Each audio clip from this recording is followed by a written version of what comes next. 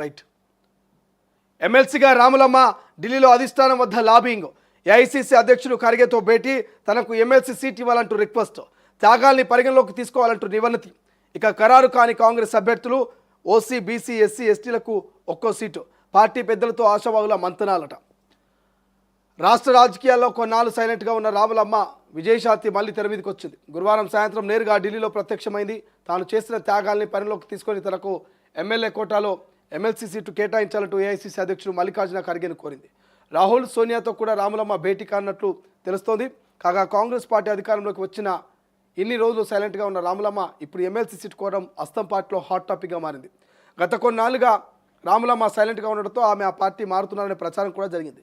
మళ్ళీ బీజేపీలో చేరే అవకాశం ఉందన్న రూమర్లు పుట్టుకొచ్చాయి. అయితే సడన్గా ఎమ్మెల్సీ ఎన్నికల వేళ విజయశాంతి ఢిల్లీలో ప్రత్యక్షం కావడం, కాంగ్రెస్ పెద్దల్ని కలవడం హాట్ టాపిక్గా మారింది. సీఎం రేవంత్ రెడ్డిని కలవకుండా నేరుగా కాంగ్రెస్ హైకమాండ్ నేతలతోనే రాములమ్మ భేటీ కావడంపై రాజకీయ చర్చ జరుగుతుంది. గత ఎన్నికల ముందు రాములమ్మ కాంగ్రెస్ పార్టీలోకి వచ్చిన సంగతి తెలిసింది. సో రాములమ్మ గురించి మనం 2 నిమిషాలు మాట్లాడుకోవాలి. విజయశాంతి అంటే తెలియని వాళ్ళు ఎవరు ఉండరు. నాటి నుంచి నేటి వరకు ప్రతి ఒక్కరికి కూడా విజయశాంతి చిత్రాలు కావచ్చు, రాములమ్మ సినిమా కావచ్చు, ఇవన్నీ కూడా అందరికీ తెలుసు. ఒసే రాములమ్మ సినిమా, ఆమె పర్ఫార్మెన్స్ కావచ్చు, ఇదంతా కూడా. సో అదంతా పక్కన పెడితే సినిమా రాజకీయాల్లో కూడా ఆమెకంటూ ఒక ప్రత్యేక ముద్ర వేసుకున్నది రాములమ్మ. సో రాములమ్మ ఒక్క పార్టీ అని కాదు, అన్ని పార్టీలు తిరిగింది, అన్ని పార్టీలు ఆమె పనిచేసింది, అన్ని పార్టీలతో ఆమెకు అనుబంధం ఉన్నది. సో అటువంటి రాములమ్మ బీజేపీ నుంచి ఎన్నికల ముంగల కాంగ్రెస్లోకి వచ్చింది. మరి కాంగ్రెస్లోకి వచ్చి ఆమె అక్కడ టికెట్ కూడా ఆమెకి ఎక్కడ ఇవ్వనటువంటి పరిస్థితి. సో కాంగ్రెస్లోకి వచ్చి ఈ ప్రచారంలో పాల్గొన్నది. కీలకంగా కొంత ప్రచారాల్లో ఆమె స్టైల్లో ఆమె ఒక మార్క్ని చూపించే ప్రయత్నం చేసింది. ఆమెకు ఉన్నటువంటి క్రేజ్ని ఓట్లుగా మలిచేటువంటి ప్రయత్నం రాములమ్మ చేసింది. సో ఇప్పుడు రాములమ్మ అధికారం వచ్చిన తర్వాత చాలా సైలెంట్గా ఉంది. అసలు ఆమె పార్టీలో ఉంటారా, పార్టీ మారి బీజేపీలోకి ఏమైనా పోతారా అనేటువంటి చర్చ కూడా కొన్ని రోజుల పాటు నడిచింది. కానీ ఇప్పుడు అనూహ్యంగా ముఖ్యమంత్రిని కలవకుండా, మంత్రులను కలవకుండా, ఇక్కడ ఉన్నటువంటి ఏఐసీసీ ఇన్ఛార్జ్ నటరాజ్ మీనాక్షిని కలవకుండా ఢిల్లీలో పోయి మల్లికార్జున ఖర్గేను, రాహుల్ గాంధీని, మరి సోనియా గాంధీని కలిసే ప్రయత్నాలు చేస్తూ ఉందట. మరి ఎందుకు చేస్తుంది? ఎమ్మెల్యే కోట ఎమ్మెల్సీ కోసమైనా రాములమ్మ ఆశపడుతున్నదా? రాములమ్మ ఎమ్మెల్యే కోట ఎమ్మెల్సీ మీద కన్నేసిందా అనేటువంటి చర్చ పెద్ద ఎత్తున జరుగుతున్నది. ఒకవేళ నిజంగానే రాములమ్మ ఆశిస్తే నేను అన్నిటికీ అర్హురాలనే, గతంలో నేను చేసిన పోరాటాలని పరిగణలోకి తీసుకొని నాకు ఎమ్మెల్సీ ఇవ్వాలనేది ఆమె డిమాండ్గా తెలుస్తూ ఉంది. ఒకవేళ నటరాజ్ మీనాక్షి అని 3 కండిషన్లు కనుక మనం ఇంప్లిమెంట్ చేస్తే రాములమ్మకు ఎమ్మెల్యే కోట ఎమ్మెల్సీ వచ్చే అవకాశం లేదు. ఏమంటుంది? నటరాజ్ మీనాక్షి అని 3 గ్రూపులుగా విడగొట్టినాం.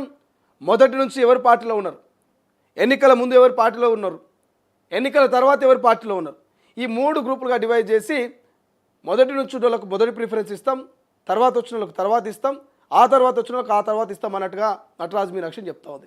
మరి రాములమ్మ మొదటి నుంచి కాంగ్రెస్లో ఉందా అంటే లేదు. ఆమె వేరే వేరే పార్టీలలో తిరుగుతూ అసెంబ్లీ ఎన్నికల ముంగల వచ్చినటువంటి వ్యక్తి. మరి అసెంబ్లీ ఎన్నికల ముందు కాంగ్రెస్లోకి వచ్చినటువంటి రాములమ్మకు నటరాజ్ మీనాక్షను మరి ఓకే చెప్పి పెద్దల సభకు పంపిస్తుందా లేదా అనేది ఒక ప్రశ్న.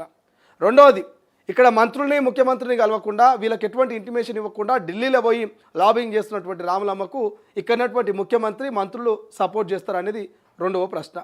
ఇక మూడవది, ఏఐసీసీ ఇన్ఛార్జ్ను, ఇక్కడ ఉన్నటువంటి మంత్రులను, క్యాడర్ను ఎవరిని కాదని ఢిల్లీ దాకా పోయినటువంటి రాములమ్మను ఎంతవరకు ఆమె పాత ఉద్యమ పోరాటాలని పరిగణలోకి తీసుకొని ఏఐసీసీ పెద్దలు ఆమెకు గ్రీన్ సిగ్నల్ వస్తారనేది మూడో ప్రశ్న.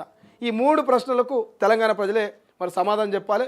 ఒకసారి మీకు మీరే ఆలోచించాలి. ఈ 3 ప్రశ్నల్లో రాములమ్మకు ఎంతవరకు ఆమె ఎలిజిబుల్, ఎంతవరకు ఆమెకు ఎమ్మెల్సీ వచ్చే ఛాన్స్ ఉందనేది మీరే మీ విజ్ఞతకే వదిలేస్తున్నా. సో మరి అధికారం కోసం పెద్దగా, కాంగ్రెస్ అధికారం రావడం కోసం పెద్దగా రాములమ్మ పెద్ద పోరాడింది ఏం లేదు.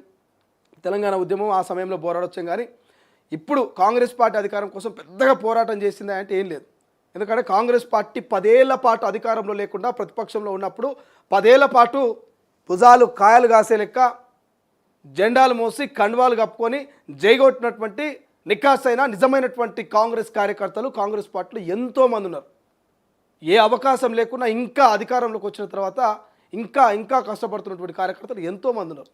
సో అటువంటి వాళ్ళని కాదని మొన్న పార్టీలోకి వచ్చినటువంటి రాములమ్మకు కాంగ్రెస్ పెద్దల సభకు పంపిస్తుందంటే మాత్రం సో నమ్మశక్యంగా అనిపించట్లేదు. చూద్దాం రాములమ్మ విషయంలో ఏం జరుగుతుందో.